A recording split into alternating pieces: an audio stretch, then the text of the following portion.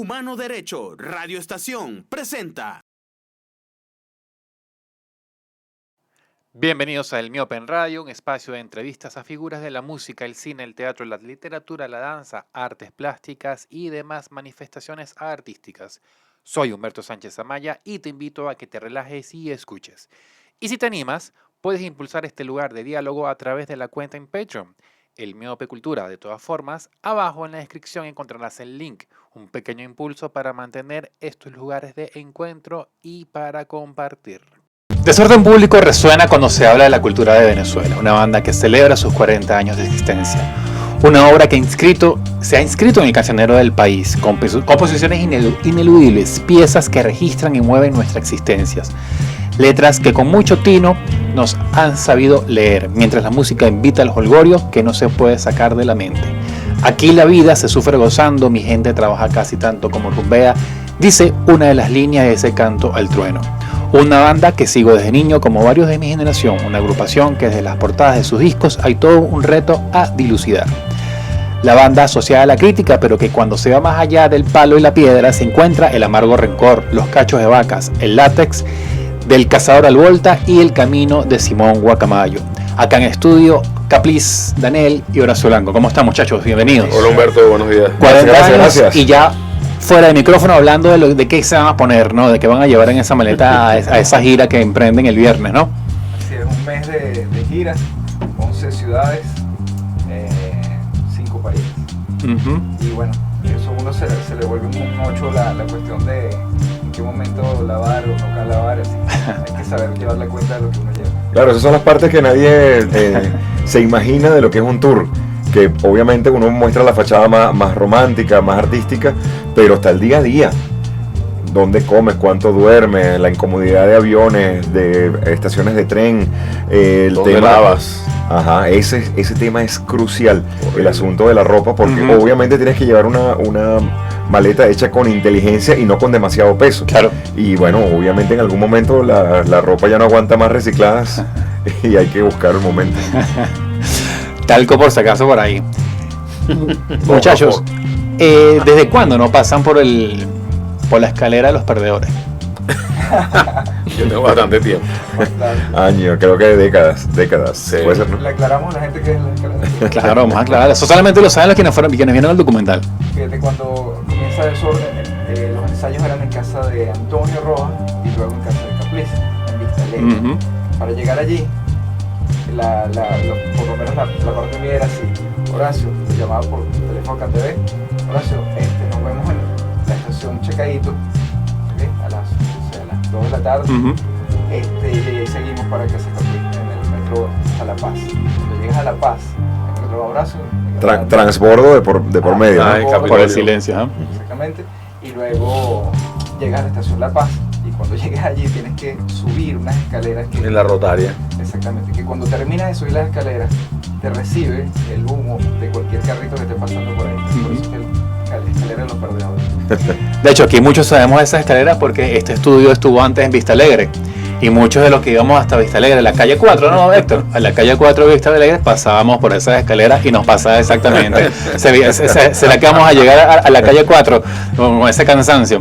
Muchachos, y en esa época, ¿alguno de ustedes vislumbraba todo este tiempo? O sea, que era un proyecto que iba a durar tanto, que iba a ser de 40 años. Por supuesto, 60 años. No, vale, nadie tenía como esa claridad de mente para decir, mira, esto va a durar tanto tiempo y vamos a hacer esto, aquello y lo otro. Más bien, el Big Bang del cual nace Desorden nos impulsa, cómo no, con muchísima fuerza, así como por una inercia brutal. Prueba de ello que tenemos 40 años y seguimos muy activos. Pero no lo hicimos con un planeamiento tipo empresa, ¿no? Ni en términos de constitución, organización, repito, gerencial, tampoco financiera, ni siquiera pensábamos cuántos discos llegaríamos a hacer. No, esto fue, sobre todo en esos primeros años, como dar un paso y ver qué pasa luego. Y así, afortunadamente, fueron cayendo un montón de cosas positivas, ¿no? Si pusiéramos en la balanza, estoy seguro que todos la inclinaríamos hacia las cosas buenas. Claro. Muchachos, ustedes son quizás como la historia del cine y la televisión, ¿no? Cuando pasaron del blanco y negro al color, empezaron a pasar otras cosas también, ¿no?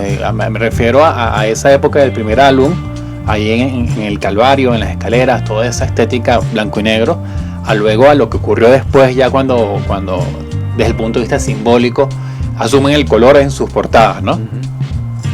No sé cómo lo ven ustedes, a partir del año 90, para ser más exacto. Sí, hay un cambio grande en la musicalidad, en la forma de expresión. Es un disco que ya tiene mucho menos ska, tiene más funky, más rock. Trabajamos con Jerry Whale, ya muchos ya habían estudiado música, estaban como más preparados y bueno, había demasiadas ideas para desarrollar en ese momento. Y el primer disco, un disco muy inocente, muy lo que teníamos a la mano en el momento. Sí, sin embargo, yo rescato mucho ese disco. Es un disco que suelo escuchar también bastante, porque además, bueno, de las canciones clásicas que tiene, hay canciones ahí que me parecen maravillosas por lo directo, y a pesar de lo naif, como dice Daniel, siempre creo que resuenan, además son muy pegajosas, ¿no? Lili es, las cucarachas, Enredos, y bueno, después sacaron una reedición que tenía unas canciones ahí que no se grabaron, ¿no? Que es La vida de Jimmy Banana, por ejemplo. ¿Dónde está ese sujeto ahorita? Volvió a dormirse. ¿Volvió a dormirse? Volvió a encerrarse en alguna parte. Ok. Ahorita que estamos haciendo este tour, vamos a decir que ya lo estamos haciendo, ¿no? Porque faltan casi que horas para arrancar. Hacer la selección musical de una trayectoria de 40 años, pues obviamente tiene su grado de complejidad. Me parece muy válido que lo hicimos como una especie de rueda creativa y ahí expusimos, me parece que esta sí, me parece que esta no, y cuántos votos tienen, levanten la mano porque vaya esta canción, y así fuimos dando con el set definitivo. Vamos a ver qué tal nos va, es un show largo, aunque son casi 40 canciones, suena bien decir que son 40 canciones en los 40 años. Y hablando del repertorio más viejo, sobre todo ese primer disco, pues sí hay un peso importante en esas canciones, aunque hay algunas de ellas que las llevamos como a una sonoridad, si se quiere, más íntima. Ya cuando vean los videos de estos shows que vamos a hacer y que luego replicaremos en Venezuela, por supuesto, se darán cuenta de qué estoy hablando. Y la canción que cierra el show de los 40 años, nos parece que románticamente es bonito hacerla así. Es la primera canción que Desorden compuso, incluso antes de llamarnos Desorden. ¿Cuál es? No te lo digo. O sea, van a romper la tradición de cerrar con Ayacayo. Sí, claro. Ok. Buenísimo. Yo, hablando de esos 90, 91, por allá, desde el punto de vista musicalmente, que siempre me llamó la atención qué tan difícil fue quizás ir del purismo del ska a adentrarse quizás en otras maneras, ¿no? En otros compases, en otros ritmos, quizás Capliz como bajista, en tu caso Daniel como baterista y en tu caso también como vocalista, Horacio. ¿Cómo fue esa serpentear, ¿no? a otros mares, ¿no? No fue difícil porque es como una evolución natural de una banda, ¿no? O sea, nosotros no hemos parado de oír música, nosotros somos antes que músicos somos melómanos. Y lo seguimos siendo. Entonces era así como simplemente aflorar un poco de influencias que estaban ahí. O sea, yo oí rap, no sé, todavía me gustan mucho los discos de Public Enemy, de la Soul. Entonces de repente apareció la idea de hacer un tema como Cursi, que antes se llamaba Aún todo no está hecho. También está la influencia que trajo Oscarello y el mismo Cheo, que venían con ese veneno ahí de, bueno, vamos a meterle algo afro-venezolano a canciones de descomposición, ¿no? Los tambores esos en Escándalo, obviamente con la rienda suelta que nos dio Jerry Whale, que además era un loco experimentador por naturaleza, ¿no? Entonces, mientras más loco le proponías algo a Jerry, más garantía tenías que iba ahí para el disco. Y eso fue como que un paso natural, ¿no? Un proceso natural que lo sigue siendo. O sea, cualquier disco de Desorden siempre hay una cabida a lo que nos gusta, a lo que estamos oyendo, a meter. O sea, de repente te encuentras en un disco como como el plomo revienta, un bonus track escondido que parece Tom Waits, que es a su vez como un homenaje a la música de Tom Waits, y eso no tiene absolutamente nada que ver con ska, Claro. ni con reggae. Pero también al mismo tiempo hay una identidad sonora, ¿no? Ya yo creo que Desorden toque lo que toque Sapo, Culebra, Lagarto, toque Enredos, o toque Zapatos Resbalosos, hay como un hilo conductor ahí, que es la manera de tocar de nosotros, es la manera como nos suenan los instrumentos.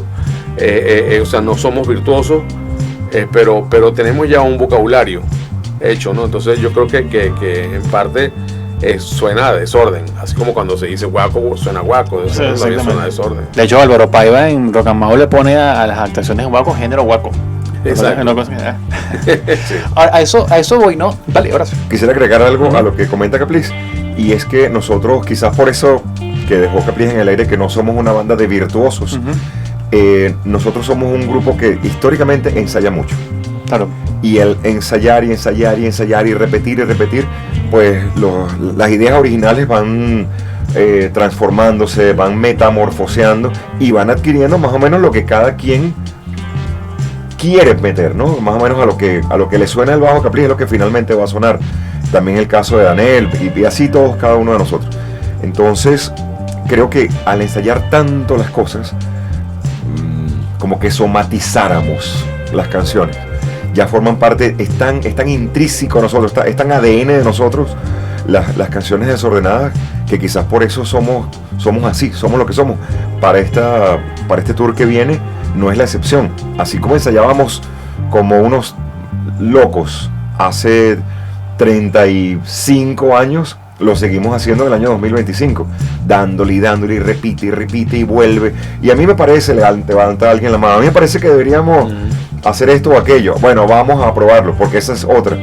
Nunca hemos tenido como el veto de rechazar una idea. Siempre me atrevo a decir que idea que se proponga, idea que se prueba, aunque ya esté predestinada a no triunfar, respetuosamente se prueba, ¿no? Aunque sea entre risas. Acaba de decir algo que me despertó un recuerdo. Hace como 2 o 3 semanas vía Zoom entrevisté al cantante ahorita líder de Majarete Sound Machine, y él citaba a Cheo Pardo, que decía que Nueva York era una ciudad con grandes músicos, pero con las peores bandas, porque decía que no ensayaban, que daban todo por sentado y bueno, después cuando se juntaban, bueno. Y creo que eso es algo que no se puede dejar a un lado, ¿no? El ensayo como tal, incluso cuando porque mucha gente creerá, quizás el espectador, el oyente más ingenuo pensará que una banda establecida ya tiene las canciones de memoria, ¿no? Está físicamente ya esos mueves se mueven por esos trastes, o esa baqueta se mueven. Las bandas son un cuerpo vivo que necesita ejercitarse. Creer, y eso, mira, aquí también en nuestro país pasa. Músicos que tienen muchísimo nivel y se les reconoce, por supuesto, pero que no ensayan. Y entonces muchas veces hemos visto, no sé, en el mundo del jazz, por ejemplo, yo no voy a mencionar a nadie, claro. A veces en el mundo de la salsa, ¿sabes? Ok, todo el mundo toca mucho. A la hora de encontrarse en un escenario, empiezan a haber choques ahí. Claro. Hay una frase que en estos días escuché del trombonista, director de Fania, de Dimensión Latina, César Monge. Decía, el músico y el show se hacen en el ensayo, no en la tarima. Es muy cierto, coincido con eso. Y en esos ensayos, ¿cuál es la canción que más redescubren ustedes? Es decir, esa canción que puede tener 10, 15, 5 años, pero que todavía, wow, o sea, ¿qué poder tiene esta canción y qué poder todavía puedo tener sobre esta canción para llevarla más allá? Pasó en un momento con una canción que se llama Rosas Azules, claro, que la fuimos como muchas versiones, ¿no? A través del tiempo, y ya al final era una cosa diferente a la anterior y nos gustaba muchísimo. En estos días, Dani, también con Los Contrarios, no solo porque le hemos reencontrado la lógica musical según nuestros gustos actuales y bueno, Capliz Motor también en traerla de nuevo a flote, claro, sino también porque el contenido de la letra pues tiene muchísima coherencia con estos tiempos complicados de la humanidad, ¿no? Más allá de Venezuela, exacto. Totalmente. Además yo siento que los contrarios, más allá de las canciones que se hicieron, que son parte del repertorio, El Poder Emborracha, Llora por un dólar, es un disco que yo creo que podría estar fácil. O sea, yo tengo discusiones con músicos como Andy Ortiz, de Isla de Focas, entre otros, que podrían meterlo en un top 3. Cuidado y no de Desorden Público, ¿viste? Lo contrario. Sí, yo creo que eso es un disco que podría estar ahí. Quizás pasó muy, apartando estas canciones, pasó muy. Yo sé que tú eres fanático de Estrellas del Caos, que merecen más. Yo estoy ahí, pero sí. Yo creo que los contrarios de poder, cuidado y si no cae en un top 3, si uno se pone exigente y a revisitar más allá de lo que los tiró al piso, pues. Sí, es verdad, es verdad. Y de hecho es un disco que por lo menos en mi caso personal me costó asimilarlo de lo bueno que es, con modestia aparte. Pero de verdad que es tremendo disco. Es tremendo disco. Lo que pasa es que Estrella del Caos me parece que fue el tope de Coco Díaz como productor. Claro. O sea, el sonido que nos logró, la manera como trabajamos ese disco, como llegamos al estudio y como terminó saliendo las canciones, el repertorio. A mí me encanta, o sea, me parece que es un disco súper bien logrado y súper subestimado. O sea, me parece que es un disco que tenía un potencial enorme, con canciones, espiritual, Hipnosis, No Vale la Pena, Hipnosis, Estrellas de la misma Hardcore Mambo, tiene un poco de temas que a nosotros, y de hecho es un disco que nosotros le dimos vuelta y vuelta tocándolo en vivo en las giras europeas. Y en México todavía nosotros llegamos la única vez que fuimos a esa parte de México, que es la costa por allá por Ensenada, Baja California. Y los chamos tocaban, hasta habían versiones de ese disco. O sea, que grupos que versionaban a canciones de Estrellas acá. Nosotros decíamos, que es un disco que tiene de dónde agarrarse mucho. Pero los contrarios, yo en un principio no estuve de acuerdo con el sonido. El sonido de ese disco me molestaba. Yo decía, pero Coco, ¿qué pasó? Y me acuerdo que era que había cambiado de cornetas y todo en el estudio, y algo aquí me afectó. Pero con el tiempo le agarraba un cariño y me parece que es un discazo, de verdad. Sí. Temas como Los Contrarios, temas como Los Caimanes, temas como... Yo recuerdo que en los años 80 yo era muy fanático de una trilogía de álbumes de King Crimson, que son los 3 álbumes que más acercaron el sonido de King Crimson al New Wave. El famoso disco rojo, el amarillo y el azul. Discipline, Beat. ¿Y cómo se llama el amarillo? Trio of a Perfect Pair. Bueno, esos 3 álbumes, yo siempre me pareció que conceptualmente era como, wow, qué tipos tan brillantes, ¿no? Artísticamente, qué manera de concebir con un sonido, con una banda, una trilogía que además eran los colores primarios, que bueno, claro, no son afines a nosotros, ¿no? Y yo soñaba, esto nunca lo había dicho, con que Desorden en algún momento pudiera ser algo así como una trilogía de álbumes conceptuales, un poco inspirado, bastante inspirado en King Crimson, aunque sin ningún acercamiento a la música, ¿no? Y yo creo que de algún modo lo logramos con esos 3 álbumes que hicimos en los primeros años de este siglo, que fueron Estrellas del Caos, Los Contrarios y el Bailando sobre las Ruinas, que de algún modo, forzando la barra, uno diría que el primero es azul, el segundo es rojo y el tercero es amarillo. Claro.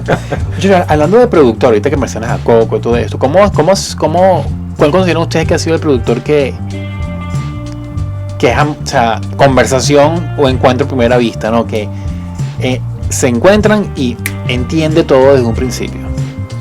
Bueno, Casey fue muy bueno. Casey Porter fue muy bueno. Pero de verdad yo rescataría también el trabajo con Coco. Claro. Coco además que era músico de la banda, entonces, pero tenía esa dualidad, ¿no? Se podía transmutar como productor ajeno a nosotros, y entonces te regañaba o te decía, mira, vamos a hacer, o sea, además que tenías la confianza para decir, no voy a tocar eso porque no me sale o no me gusta. Claro, él también después se tomaba unas licencias a escondidas detrás de nosotros y volteaba algunas cosas, ¿no? Pero me rescato mucho el trabajo de Coco como productor. Me encanta de verdad lo que hizo en Estrellas del Caos y en Los Contrarios. Y hasta me gustaría volver a trabajar con él a futuro, ¿no? Sin embargo, también hay siempre productores por ahí que uno dice, wow, me encantaría trabajar con este pana o con este otro. César Sogbe también fue un tipo muy bueno, pero fue más que nada un ingeniero de mezcla, ¿no? O sea, no aportó tanto como productor, pero los temas quedaron muy bien en el disco Diablo. ¿Cuál es el disco que cada uno de ustedes de Desorden escucha más? Bueno, yo tengo un aliado que es el iPod. Y pones el shuffle, lo pongo en shuffle. Eso es trampa.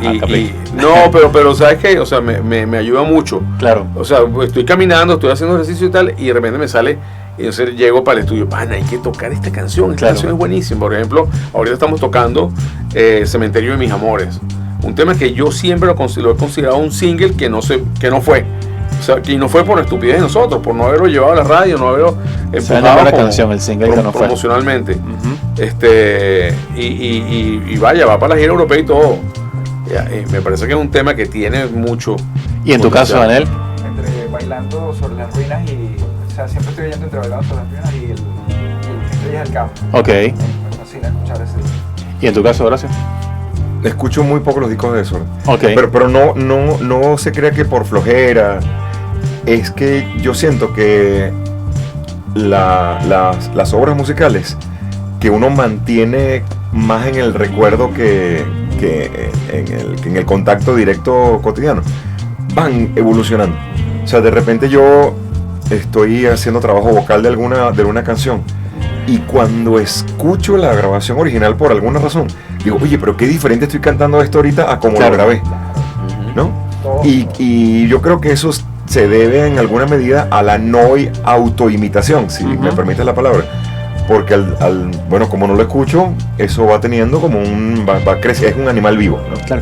Hubo una época que había un disco que no está rayado, está casi, que es el de los 18 años de Teresa Carreño. Eso es como sonó en mi casa durante buena parte del tiempo. Y además que hay una historia de cómo yo lo compré, ¿no? Yo en esa época, cuando salió, al año es que salió, yo trabajé durante 2 semanas en Recordland de Sabana Grande, pero no en la tienda como tal, sino era como me pusieron a vender unas entradas para un concierto de Vicosí. Me acuerdo que le vendí una entrada a Jump, que fue a comprar, y me hice pana de uno de los empleados, hablábamos siempre de música, de cosas. Entonces yo le pregunto, es un disco doble, ¿y cuánto cuesta este disco? Coño, déjame ver cuando me paguen, yo nomás. Entonces él me dice, bueno, si quieres, cuando te paguen este trabajo que estás haciendo 2 semanas, me dices y te lo compramos. Yo te lo compro con el descuento de empleados. Me salió que sí, 25% de lo que costaba, me acuerdo ahorita. Y un discazo, y además no solamente por cómo llevaron las canciones, sino por la envidia no haber estado ahí. Nosotros lo gozábamos de ese descuento porque trabajamos en 92.9. Ah, claro, ahí en la y Mercedes. tenemos el récord ahí al lado. Y vamos con nuestro carnet a hacer uso. Muchachos, uno cuando repasa la biografía de ustedes, quizás uno puede intuir que al momento quizás no sé si por lo tanto que tardaron en sacar discos, el espacio que hay entre Diablo y Estrellas del Caos. Quizás uno puede asumir, porque bueno, se fueron varios los integrantes, todo eso, que fue un momento difícil para ustedes como banda, ¿no? Sí. Y uno podía intuirlo, incluso yo antes de estar metido en estas ligas del periodismo cultural, uno dice, oye, ahí o sea, han tardado mucho, porque por lo general la media eran 2, 3 años, ese tipo de cosas, ¿no? Y se fueron muchos músicos de ahí, Emigdio, Antonio. Emigdio después sacó un proyecto en solitario, lo entrevistamos aquí por vía telefónica. Lo que pasa es que en ese intermedio también está el disco en vivo.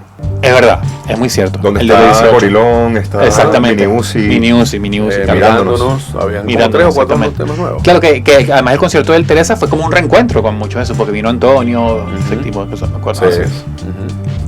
Muchachos, ¿sabes qué? Ustedes además de discos tienen 2 películas, un documental de 2011 del recorrido en Europa y tienen el documental de Carlos Daniel Malavé, pero hizo un ejercicio con la IA, no sé si usan todavía IA para las canciones, vamos a hablar de eso ahorita. Y le pregunté a la IA, a ChatGPT, ¿qué actores venezolanos podríamos utilizar para una película de ficción sobre desorden público? Y me contesta, qué idea tan divertida, pone el ChatGPT. Para una película sobre desorden público, una de las bandas más icónicas del ska y rock venezolano, lo ideal sería buscar actores venezolanos que no solo se parezcan físicamente a los miembros más conocidos, sino que también puedan capturar su energía irreverente, crítica social y carisma escénico. Aquí va una propuesta de casting hipotético para algunos de los miembros más reconocidos. Horacio Blanco, voz, guitarra, líder de la banda, actor sugerido, Iván Tamayo. Aunque mayor, podría encarnar a un Horacio más maduro, tipo en un biopic retrospectivo. José Luis Capichacín, bajista, cofundador, actor sugerido, Héctor Manrique o Vicente Peña. Necesitamos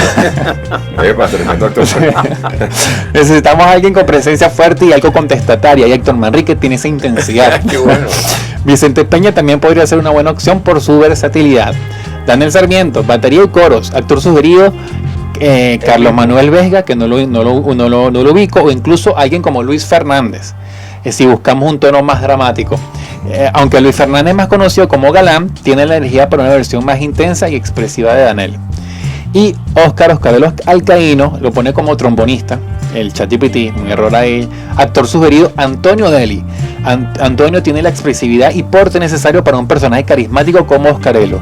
Como extras podrían hacer cameos o papeles secundarios en la película El Bicha 20 del mundo del teatro como promotor o productor alternativo, y Rafael Pollo Brito podría tener un papel musical o narrativo. Directores ideales, Marcel Raskin o Jonathan Jacobowitz, por su conocimiento de la cultura pop venezolana. ¿Qué les parece? O sea, bastante chévere. Quiero buscar quién va a ser mi papel. Ahorita me pasas el nombre.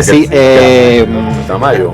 Iván Tamayo y Luis Fernández, el esposo de Mimi Lazo. Sí, claro. El no eres tú, soy yo. Ese mismo. Exactamente. Muy pana él. Sí, vale. Yo pensaba que cuando ibas a decir Oscar, le iba a decir Pepeto. Ya le quedó bien. Mire, yo pienso que en la cultura venezolana hace falta como esa mezcla, ¿no? Que el cine vea a sus héroes, ¿no? De la cultura pop, ¿no? Diego Riskin intentó hacer algo con Felipe Pirela, se trajo a Chino para que lo interpretara, ese tipo de cosas, revisitar y hacer biopics. No tenemos cultura del biopic acá, creo que eso sería un ejercicio interesante. Un paréntesis, Humberto, ¿sabes qué te faltó? Aparte de la gira europea y del documental, del trabajo del Teresa Carreño audiovisual, también hay uno muy importante para nosotros, que es el de Petare. Claro, en pandemia. El concierto en Petare. Eso está en un DVD que salió en un tiraje muy limitado, porque ya hoy en día nadie compra un DVD, ni siquiera tienen aparato para reproducirlo, pero existe.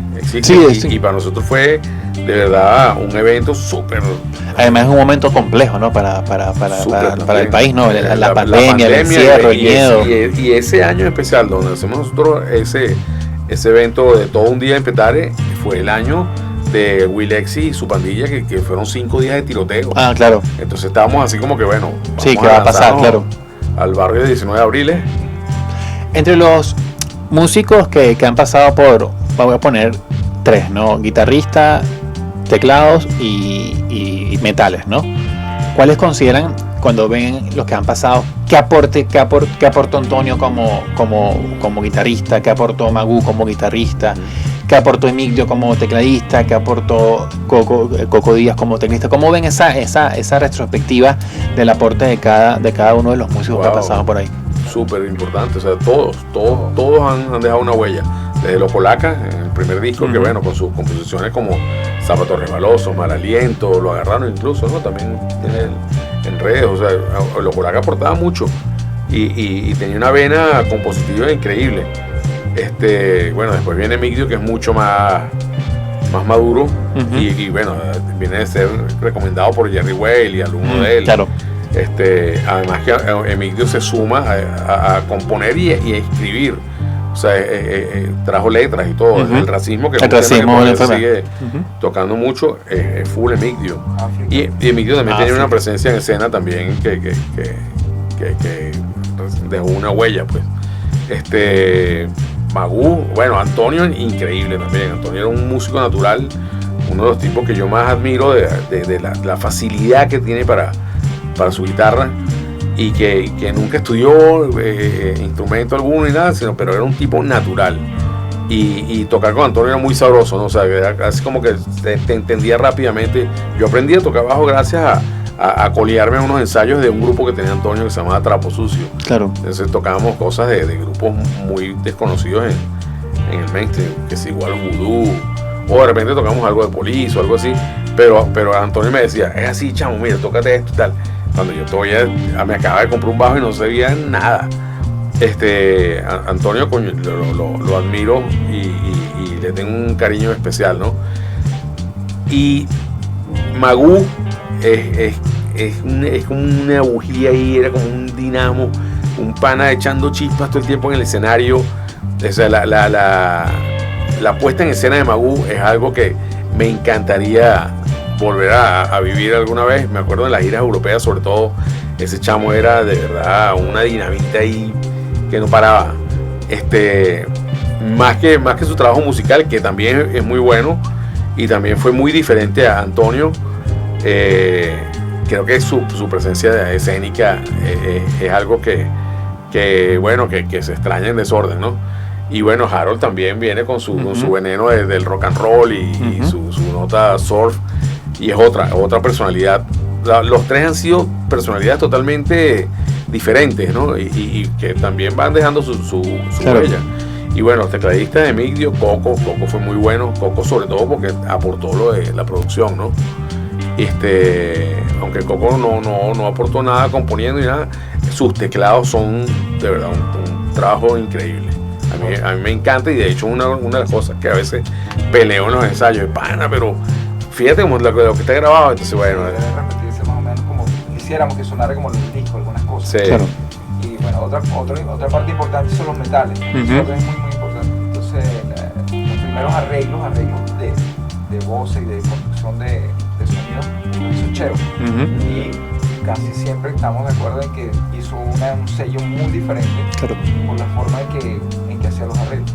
Horacio mismo, cuando a veces ha tenido que transcribir para la actualidad, a veces no entiende lo que hace, porque lo hace de una manera totalmente diferente, ¿no? Bueno, es que usualmente la voz cantante, cuando hay varios instrumentos de viento, cuando me refiero a la voz cantante, me refiero a la melodía que uno recuerda. Cuando uno tararea los metales de cualquier canción, normalmente uno tararea el del instrumento más agudo, suele ser la trompeta. Cheo tenía una maña súper inteligente y súper distintiva, que él le otorgaba esa voz cantante a su instrumento, al trombón, que no es el más agudo. Claro. Entonces hacía que los acordes tuvieran unas inversiones no usuales, y eso le da una sonoridad a los metales de Desorden, sobre todo de los años 90, que bueno, que fueron un sello indiscutible. Cuando uno escucha los metales Allá Cayó, por ejemplo, que es uno de los temas más conocidos de la banda, ahí en el primer acorde tan, ya uno escucha que hay un sonido distinto a lo que usualmente se escucha en nuestro género musical. Y eso es algo que yo, de lo cual he aprendido mucho. Yo tuve la fortuna de trabajar como en talleres muchos de los arreglos que se hicieron para Desorden en los años 90. Y eso era sentándonos los tres instrumentos de viento, y hacía yo la guitarra acompañando tanto con la armonía como con la voz, para ir, bueno, justamente materializando esos arreglos. Y muchísimo aprendí sobre todo de Cheo Romero, de Cheito, un genio, diría yo, con todas las locuras de los genios, ¿eh? Claro. Y luego, en algún momento, cuando me tocó hacer mi primer arreglo, escribir mi primer arreglo de metales, bueno, siempre el temor, podré montarme en los zapatos del que se fue, ¿no? Porque Cheito siempre fue extremadamente bueno. Y me di cuenta que lo que hice, entre otras cosas, fue poner mucho en práctica lo que fui aprendiendo a lo largo de los años.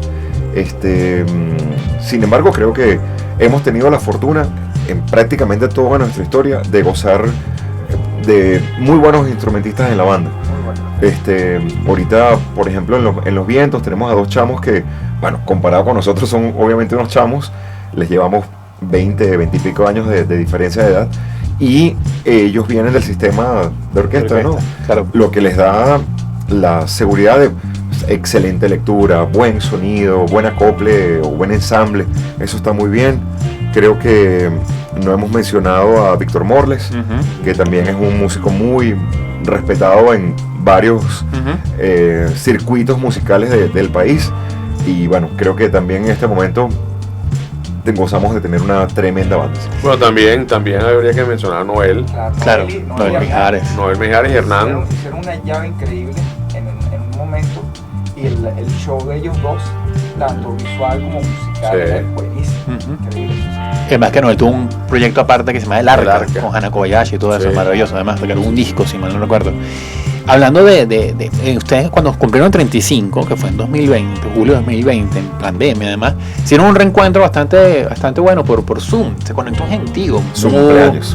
Exactamente, Erika Toker, un gentío ahí, creo que fue bastante, a pesar de la condición en la que estábamos, del encierro, todo esto, creo que nos abrió una ventana, ¿no? Ese universo desorden por tantos reencuentros, ¿no? Y creo que lo celebro. Creo que ustedes invitaron a la gente que compraran como licor y hacer un brindis, algo así, si mal no recuerdo. Sí. Un momento.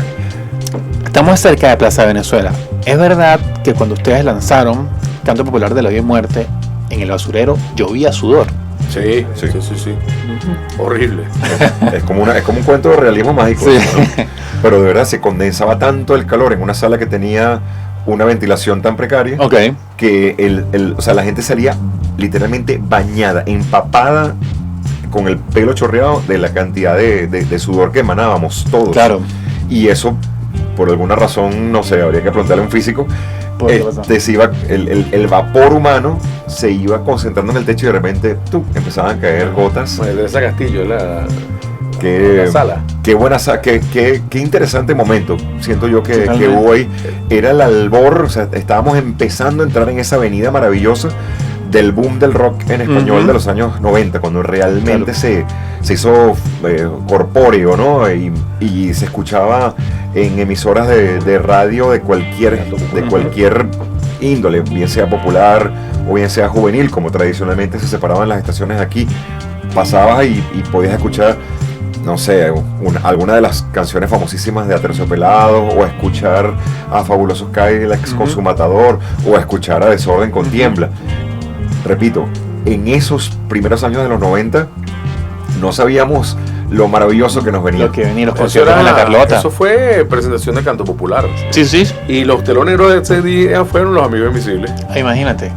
Sí, nos abrieron ese show. Ese show, cosas extrañas que pasaban ahí, es que había una persona en el baño que te rociaba con una manguera para que te refrescara. Pero te mojaba si Ok. ibas al baño, por favor, y era alguien como que te regaba, ¿no? Como una planta. Epa, y no poca gente se desmayaba. No, me imagino. Sí, Es que eso yo me lo imaginé. Luego, entonces Horacio, en vista del calor tan intenso que había, dice, por favor, vamos a abrir la puerta de emergencia para que ventile un poco más. Y cuando la abrió, entró más gente. Sí, Y fue fue una un locura. doble caos, porque entonces entró gente que no tenía nada que ver, o gente que no tenía Y nada. había un Y loco. había un loco con Una tijera. con una tijera o un punzón. Era algo así. como un chuzo, algo así. Sí. Entonces Horacio se da cuenta en el primer show. Eso fue un bicho que estaba súper, Claro. no sé, borracho, drogado. Ujú. Y manda a parar el show, ¿no? Hasta que, por favor, entrega eso. El tipo no lo quería entregar. Por favor, hasta que al final sáquenlo. Para sacarlo, entraron por los de seguridad a través de la tarima. Cuando se montaron en la tarima y empezó el jaleo, se hundió la tarima, se partió la tarima. Ah, yo no me acordaba de eso. Sí. Yo me acuerdo de la pedalera, Antonio se fue por el hueco. Tenía que sacarla así por Qué el cable. desastre. Desastre total. El basurero, para los más jóvenes que nos ven, era un local en Plaza Venezuela. Yo no lo conocía, a mí me lo contó Félix Ayoeda.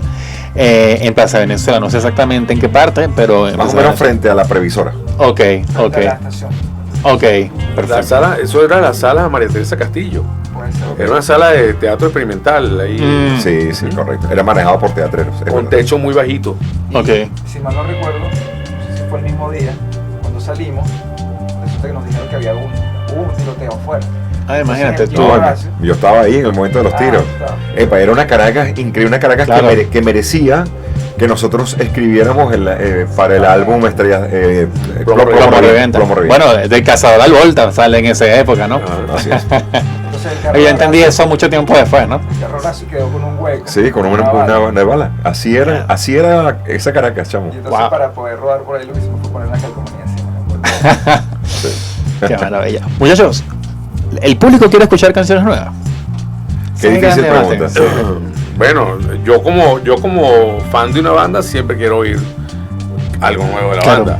Pero está el fan ortodoxo, el que siempre dice, o sea, siempre va para un concierto y espera que le toque Claro. los más grandes éxitos. Y si no le tocas alguno de esos, entonces te condena el concierto. No, pero no tocaron Claro. tal canción. Entonces, es un equilibrio ahí, lo ves salvando las enormes distancias con los Rolling Stones, con Ujú. todas las bandas grandes que salen de gira, y tienen que recurrir siempre al recurso de los grandes éxitos, pero yo celebro cuando una banda se da el lujo y ahora vamos con un tema nuevo. Claro. O sea, y vaya, que sabroso es. Yo creo que uno de los momentos más felices de mi vida en la música fue cuando yo oí un tema nuevo, los Specials, después de 30 años, después de 30 y pico de años que los tipos lanzan eso y me llega, nosotros saliendo de Maiquetía, estábamos en un avión y me lo manda Joel Amaro, un pana de Barquisimeto, me dice, oye, el tema nuevo de los Specials, y lo descargué rápido y lo vi en el avión. Se me pararon los pelos, era una broma así que yo no podía creer. Yo creo que eso le debe pasar a cualquier fan, verdadero fan de una banda que aspira a que la banda no se muera, ¿no? Y no quede para el souvenir o para los recuerdos, sino que siempre, además que nosotros siempre queremos estar proponiendo cosas nuevas. Claro. O sea, mientras tengamos esa energía todavía. ¿Y ustedes han logrado? Perdón, que quería agregar que es verdad que sí, que hay momentos en los que las bandas hacen su gran aparición, cuando tenemos la fortuna, algunas bandas, de hacerlo, y esos repertorios que se tocan generan una conexión afectiva, emocional, importante con un público. Y ese público, bueno, siempre tiene una añoranza muy válida, porque son canciones que suelen recordarle bonitos momentos, canciones que, no sé, iban a ver cuando eran adolescentes. Eso nos pasa mucho a nosotros. Y tomando en cuenta que eso es cierto, también es cierto que una de las razones por las cuales muchas bandas son crucificadas eternamente a sus grandes éxitos de determinado momento es porque los medios de difusión musical son muy mezquinos. Y entonces, muy rara vez, por más que sea una canción buena, por más que sea una producción que tenga información relevante para mostrar, ¿cuántas veces no nos ha pasado a nosotros que vamos a una entrevista donde sea y entonces, bueno, aquí está Desorden que viene con, no sé, celebraron sus 40 años, escuchemos Ya Cayó? Y bueno, ok, gracias por poner Ya Cayó, pero desde Ya Cayó han pasado 20 y tantos años, hermano, y es mucha la música que hemos... Pero peor aún es el caso de las radios, o sea, que siguen todavía poniendo Zapatos Resbalosos. Porque esa es la que más suena. Sí, entonces ahora vamos a ponerla, pero en la versión con C4 Trío. Entonces, ya va, pana, pero ¿qué pasó con Los Contrarios, Estrellas del Caos, Bailando sobre las Ruinas, lo que hicimos en pandemia? O sea, nosotros no hemos parado de hacer cosas. Entonces, la misma radio, los mismos obsoletos programadores musicales de muchas radios te condenan a las bandas, condenan a estar ancladas en el pasado, cuando son bandas que están activas y están proponiendo cosas. Así es. Sí, y coincido completamente, iba con lo del tema de Zapatos Resbalosos. Maravilloso tema, a mí me encanta, pero sí hay una emisora que es la que la tiene siempre en el circuito, igual que con Mi Amplificador, de otras bandas, exactamente. Uno ya conoce y en diciembre, cuando se van los locutores que ponen música, la repiten 8 veces más, exactamente. Nosotros tenemos un programa de radio de hace 34 Radio Pirata, claro. 33. Papa de 23. Radio Pirata, y es un programa de novedades. Claro. Un programa que se especializa básicamente en poner lo nuevo que está saliendo en un género que nosotros consideramos que está más vivo que nunca, y que si le preguntas a alguien de la radio te va a decir, sí, yo recuerdo cuando oí ska, Zapatos Resbalosos, o algo de Los Fabulosos Cadillacs. No, mi pana, o sea, la música ha seguido evolucionando y ha seguido aportando y ha seguido produciendo cosas interesantísimas. O sea, ahorita hay movidas ska en todo el planeta. O sea, ahorita que además movida ska, ¿ustedes son una banda de ska o ya trascendieron la etiqueta, muchachos? Somos ska. Somos una banda de ska que se toma licencias de fusionar el ska con muchas cosas, pero básicamente, si me preguntas, ¿Desorden es una banda de rock? No, somos una banda de ska. Pero lo meten en lo que es el movimiento del rock venezolano. Sí, o sea, porque el gran abanico, ¿no? Pero realmente, a mí me encantaría que las cosas se llamaran por su nombre, o sea, así como Zapatos es una banda de rock, Desorden es una banda de ska, o Sentimiento Muerto fue una banda de rock, Desorden fue una banda de ska. Que bueno, que compartimos muchas tarimas y todo eso, pero mi música es muy diferente a la de esos dos grupos y a la de todos los rockeros de aquí. Va a ser un género musical mundialmente conocido, que tiene su fanaticada, que tiene su nicho, que tiene su familia, su movimiento, que tiene una historia. Imagínate. Y en ese aspecto, Desorden ha sido medio oveja negra, porque, o sea, ¿de dónde viene el reggae? Claro. El reggae es el hijo directo del ska. Y entonces tú ves los eruditos del reggae en Venezuela no nos consideran nosotros una banda metida en ese movimiento, claro. Dice, ven acá, pana, pero nosotros oímos más reggae que tú. ¿Y cómo está el ska en estos momentos, muchachos? ¿Cómo lo ves, Daniel? En Venezuela no está bien. En Venezuela está muy dormido. Afortunadamente hay unos que otros grupos trabajando muy subterráneamente. Pero fíjate, la semana pasada yo fui a ver el concierto de la banda, nos vimos allá, de la banda Amy Winehouse. Tú estás de testigo. No, yo no estuve ahí. ¿No estuviste? No, Uy, fue en otra cosa, no. Bueno, fue a Cresta Metálica. El momento más fiestero donde nadie se quedó sentado, fue cuando lo dejaron, que además lo dejaron para el final, cuando tocaron los temas de Monkey Man y You're Wondering Now y Cupid, que también la tocan en reggae. O sea, y todo el mundo se paró a bailar y ahí está. O sea, eso no es mentira, no es ajeno a que el venezolano le gusta el ska y le gusta el reggae, y mucho. Se ha perdido un poco esa noción de zonas que fueron emblemáticas. Por ejemplo, Caricuao siempre fue asociado al ska, al reggae, se hacía un festival por allá importantísimo. Se ha perdido un poco esa fuerza. Sí, bastante. Porque de verdad eso era muy sabroso, que ellos tuvieran su propia identidad. Y sí, unos festivales con banda y con tarima y con afiche, o sea, una cosa bien producida. Sí, en parte consecuencia de la diáspora, ¿no? Mucho motor de eso eran los chamos de Sin Sospecha, claro. Big Mandrake, que es Eduardo Malavé. Entonces ellos ponían sus compañías de sonido y armaban eso. Ahorita está James Lacaille, que está haciendo cosas muy buenas con el reggae y está trayendo artistas jamaiquinos y todo esto, cosas que hay que aplaudir, o sea, independientemente de si es con ayuda del gobierno o no, por lo menos está mostrando cosas que culturalmente están pasando, pues, claro. Muchachos, sé que vienen con un disco homenaje a la Fania, posiblemente este año o ya es definitivo este año. Me acuerdo que nos vimos en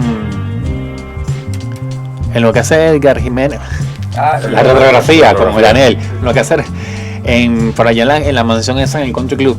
Nos vimos y tú me lanzaste la primicia por allá, Capliz. Pero viene este año este disco. Sí, ya está listo, está grabado, está mezclado. Hace 9 meses que está listo ese disco. Más de 9 meses que está listo. Lo que pasa es que se topó con esto de la celebración de los 40 años, entonces no queremos quemarlos. Solapar la cosa con exactamente, y nos ha pasado muchas veces. Cuando sacamos el box, habíamos lanzado otra cosa. Cuando sacamos el disco de Teresa Carreño, pasó otra cosa. Entonces, siempre nos hemos pisado la manguera nosotros mismos. Y este año no quisimos que fuera así. ¿Y canciones inéditas? ¿Un disco con canciones inéditas? Nuevo. Debería venir. Porque Bailando sobre el Río salió en el 2016, 2017, sí, ¿no? Claro. O sea, dentro ya una década, ¿no? Ahorita, casualmente lo voy a buscar, salir de aquí esta entrevista, voy a buscar un single, bueno, un EP de 3 canciones que hicimos durante la pandemia, que se llama Música Pandémica. Ok. Que lo mandamos a hacer está fabricado en fábrica, pues, en México, y me hicieron las carátulas acá para llevarnos para Europa un lotecito y tal. Ahí aparecen 3 temas que fueron en ese periodo. Un tema que se llama El Año que Nunca Fue, claro, que lo estrenó Horacio precisamente. Lo tocaron en el Zoom, además. En ese su cumpleaños. Después está Ron con Sugar, que es un rocksteady, podría ser hasta considerado como un homenaje a las 4 monedas. Musicalmente es eso. Musicalmente el tema Ron con Sugar es eso, ¿no? Como un homenaje al sonido primario del ska venezolano, que fueron las 4 monedas con Hugo Blanco como productor. Y después está es un EP que tiene como las 3 etapas de la pandemia, ¿no? La mentada de madre, no sabemos qué vaina es esta que nos llegó. Esa es El Año que Nunca Fue. O sea, una broma nihilista, una desgracia que nos está cayendo encima, cuando nosotros teníamos un poco de planes, claro, y la humanidad tenía un poco de planes que se vieron frustrados, ¿no? Eso es El Año que Nunca Fue. Después viene, bueno, o nos las vacilamos o nos morimos en la penuria, ¿no? Y eso es lo que pasó con Ron con Sugar. Bueno, me recuerdo que hasta nos reunimos con Cheo Pardo, estaba empezando a despejarse un poco el panorama de ya podemos salir un poco, ya no estamos tan encerrados y tal. Y Cheo nos dijo así como, ustedes le están debiendo a todo el mundo una canción playera. Entonces, bueno, Horacio captó ese mensaje ahí y viene con esa propuesta, ¿no? Entonces, a la vez... Un homenaje a Mulato. No, a las 4 monedas, como te dije. No sé, pero... Y entonces, eso es como, bueno, estamos en pandemia, pero también vamos a gozarnos de la pandemia a la manera de desorden. Y la tercera es la olla, que es como que se acabó la pandemia, devuélveme todo lo que yo soy. Vamos a encontrarnos en una olla de conciertos, a bailar, a saltar, a explotar, pues. Y son esas, como que esas 3 canciones reflejan esa vivencia de lo que fue la pandemia en la manera de desorden. Y eso sale en un EP que vamos por primera vez a tener en físico para llevar a la gira europea, y algunos se quedarán acá también. Ya para ir cerrando, 2 preguntas, una muy breve y otra ya más de cierre, como no. Ahorita que mencionaste olla, ¿las nuevas generaciones están haciendo olla? Sí, y de hecho increíble. O sea, hace un par de semanas estuvimos Anel y yo en la despedida del Yello y los Si Me Pagan Boys. Y además una olla, pues una olla ruda. Una paila. No, sí, está haciendo olla. Y hace poco también tocó reciclaje con los Chopper y circo, y también yo vi las imágenes, fue increíble. Los que están anti-ollas son algunos productores de espectáculos que ponen un montón de mesas frente al escenario como una zona de VIP, que lo que hace es, nos parece a nosotros, matar la energía natural de un coliseo, pues del evento, donde tienes a la gente más efusiva, más loca, más bailarina frente al escenario. Esa es la historia del rock. Claro. Tener a la gente más loca ahí. Entonces aquí más bien la gente, la más fiestera es la que está más lejos. Sí. Entonces, bueno, es como contra natura. Sí, y te convierte en un concierto en un expo muebles o algo así. Un poco de puff, y uno dice, ¿qué es esto? Esto no tiene nada que ver. Los he visto. Sí. Muchachos, cuando repasan ya para culminar la carrera, ¿cuáles consideran ustedes que han sido los grandes aciertos de Desorden Público? Y quizás también en ese proceso de introspección, aquellas cosas que dicen, oye, quizás no debí haber hecho esto, o quizás debí haber hecho esto. No es fácil. Grandes aciertos, haber seguido para adelante todo el tiempo, a pesar de las dificultades, a pesar de todas las trabas que, o sea, en mi casa yo fui una oveja negra, no sé, yo fui el único que no me gradué de la universidad. Claro. Yo abandoné mis estudios de economía porque me dediqué a Desorden y a la música, pues. Fue un acierto o no, por lo menos feliz he sido con la decisión que tuve. Ya, vamos a parar un momento. Otra vez el ruido. Tú me dices qué hago. Dale, disculpa. Si fue asertivo o no la decisión, no sé, pero por lo menos he vivido lo que me ha gustado hacer, ¿no? Sin ser millonario, sin ser ostentoso de nada, pero feliz a mi manera. Hemos conocido mundo. Vaya, hemos tocado en Japón, en Australia, en cosas que yo decía, cuando en mi vida, cuando estaba en Vista Alegre, yo imaginaba que iba a estar en una tarima en Sydney. Claro. Cosas así, con el Monte Fuji detrás de nosotros. Hemos conocido grandes músicos, grandes artistas, nos han mostrado un respeto increíble, o sea, bandas que tú admiras. Y por ese lado, yo creo que ese gran acierto, ¿no? Y un gran desacierto que me viene a la cabeza enseguida es la no internacionalización de la banda en un momento que tenía que haber pasado. Yo considero que es como plomo reviento. Claro. Ese disco estaba saliendo en México, estaba saliendo en otros países, en Argentina, en Colombia, y era como que trabajarlo, la disquera tenía que haberle puesto trabajo a eso y no se hizo. Cosas como que estábamos grabando con Casey Porter, mes y medio en Los Ángeles. Y estábamos ahí con Casey Porter, estábamos con el tipo de Fishbone, estábamos con Osmaro Ruiz en los teclados. Estaban pasando, ¿cómo se llama? Pedro Tache en la flauta. Y el percusionista. Luis Conto. Un poco de nombres, de grandes nombres. Y además el hecho de que una banda venezolana está grabando en un estudio con Casey Porter, el tipo que viene de grabar La Vida Loca con Ricky Martin, o Fabuloso Cadillac, Matador, todo esto. Y que la disquera no aprovechara nada simplemente por burros, no tiene otra palabra, o sea, unos tipos que tú decías, mira, tengo el tipo de MTV, al conductor del noticiero MTV que quiere venir a hacer un especial de Desorden, porque está pasando, no, muchachos, dejen eso así, después lo llevamos para Venezuela, cosas que pasaron por no tener en ese momento un manager que supiera explotar el momento, ¿no? Y aparte de eso también hubo una posibilidad de nosotros residenciarnos en Puerto Rico o en Estados Unidos con una manager que a mí me parece que en ese momento hubiera sido ideal, que fue Melba Miranda. Eso fue un desacierto de la banda, ¿no? O sea, haberle apostado a quedarnos en Venezuela en un momento donde estaba el rock latino en efervescencia, en ebullición máxima, de unos festivales increíbles en Puerto Rico y en Los Ángeles, donde estaba, vaya, Terciopelados, Desorden, Los Fabulosos Cadillac, Todos Tus Muertos, Café Tacuba, Molotov, o sea, estaba pasando todo y Desorden estaba metido ahí, pero al mismo tiempo éramos como que los huérfanos de una agencia y una disquera que nos manejara bien, ¿no? Y Melba era una propuesta que nos pudo haber disparado, porque era una tipa que estaba sedienta de eso, ¿no? Y nosotros, bueno, preferimos, también hay que analizar las cosas, ¿no? Mientras los argentinos y los mexicanos estaban comiendo un cable, Venezuela estaba todavía nadando en esa ola que le quedaba, o esa resaca de la Venezuela petrolera saudita. Y entonces nosotros aquí de verdad éramos reyes en nuestro patio. Nosotros tocábamos 50 y pico de shows en un año, hasta 70 shows llegamos a hacer sin salir mucho de Venezuela.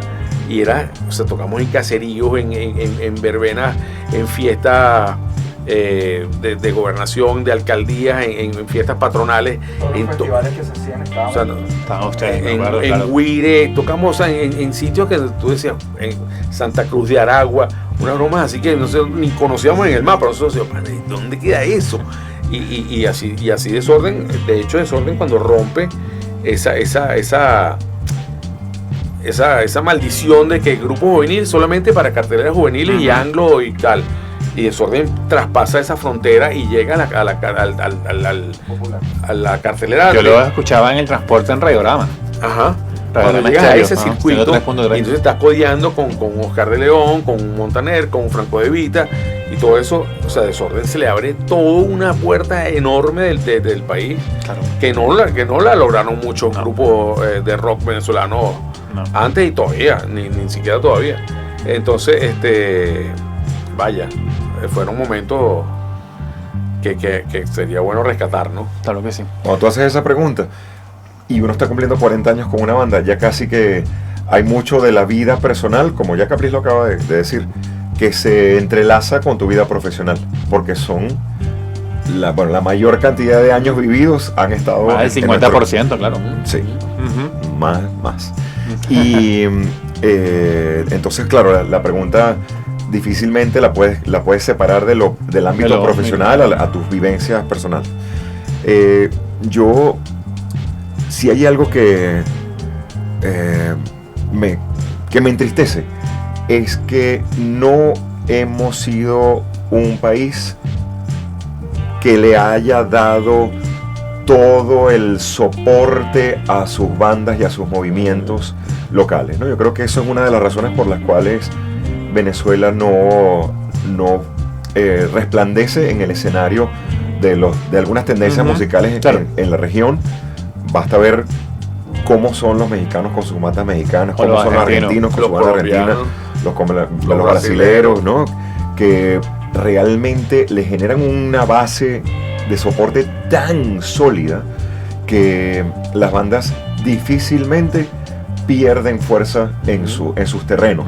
Y eso además les da una proyección internacional muy poderosa, porque cuando uno ve cómo son los conciertos, por ejemplo, de Panteón Rococó en México, salvando todas las distancias que pueda haber entre el número de habitantes de aquel país y el nuestro, pues uno se da cuenta, wow, o sea, uno ve esas imágenes y dice, wow, qué poderoso es este grupo y qué poderosa es esa escena musical. Mientras que quizás nuestro país, y esto es una reflexión que no lo hago como haciéndome ajeno a, yo también vivo aquí y yo también entiendo mucho de las dinámicas de este país, pero a veces no hemos sabido darle esa corporeidad a los movimientos y a los artistas que han emergido, ¿no? Vaya como ese mea culpa. Sí, y mira, chamo, yo lo veo con frecuencia. Y en gente que conocemos todos y que valoramos como personas y como críticos de arte. Mira, vamos a escuchar, por favor, escucha este tema de Fito Páez. Mira, es que ve esa poesía. Y sabes, yo me quedo así de brazos cruzados. Digo, chamo, pero ya va. ¿Sabes cuántas cosas valiosísimas han ocurrido y siguen ocurriendo en el ámbito nacional, ¿no? Es como un poco ignorar, como lo digo además con tristeza, no sé, te puedes tripearte tanto Soda Stereo e ignorar la trayectoria de Sentimiento Muerto. Es un ejemplo de mucho que podría poner. Entonces, bueno, hago esa reflexión. Y por último, hace un rato, Humberto, contabas un cuento, una anécdota que a mí me pareció bien chévere sobre tus 2 semanas trabajando en Recordando y lo retador que era poder hacerte de la música. Y es así como, ¿sabes? Como el niñito que tiene una familia con muchísimo dinero y al que todo se lo dan, termina no valorando demasiado las cosas, ¿no? Versus el chamo que se forja, ¿sabes? Trabajándola y sudándosela, y después cada logro que obtiene en la vida, cada logro material, pues lo respeta, lo valora, lo cuida, haciendo esa dicotomía. Lo trasladó a la música.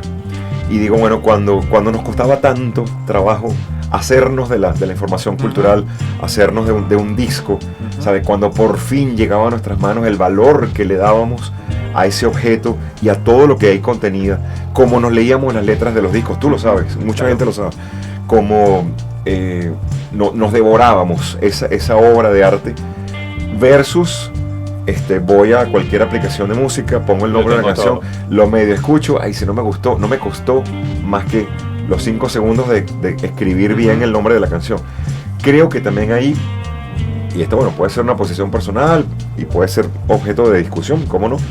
Es muy sabroso poder llegarle a cualquier música del mundo. Bueno, sí, qué chévere, pero le estamos dando el valor de todo el trabajo que hay detrás de cada una de esas producciones que hacemos nosotros los músicos, ¿sabes? Para que luego termine siendo tan desechable. Claro.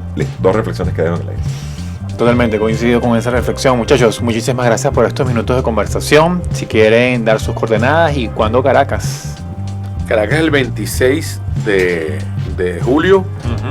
Es la gran celebración del 40 aniversario. Va a ser gratis para la gente en la Plaza Altamira. Como se han hecho los conciertos de Giordano, de Karina. No, y Lanchester ahorita. Ajá. Esa es la próxima parada. Sin embargo, vamos a tener una previa llegando de la gira europea, que nos vamos este fin de semana. El propio 14 de junio vamos a estar tocando en San Antonio de los Altos, en la festividad de San Antonio de Padua. Okay. Que son las fiestas. El día de San Antonio es 13 de junio. Pues yo estoy en un colegio que se llama San Antonio de la Florida, entonces eso me lo sé. Lo que pasa es que el 13 estamos volando nosotros de allá para acá y llegamos el 14 a tocar ahí en San Antonio. Además, un lugar importante para el movimiento, ¿no? Para el rock, los Lizardos, toda la gente que ha salido de por allá. Y que además tienen uno de los mejores públicos de Venezuela para el rock. Déjame decirte que siempre ha sido San Antonio de los Altos y que tristemente no hay un local, no hay un sitio donde tocar. O sea, no solamente para Desorden, sino para la movida en general. Nosotros todo el tiempo vivimos, pero si tocamos y nos inventamos algo con The Clutch o con los grupos que tenemos aparte para ir, y no hay posibilidades. Claro. Increíble. Buenísimo, muchachos. Muchas gracias y éxito en la gira. Salud. Buenísimo. Gracias, Humberto. A ustedes.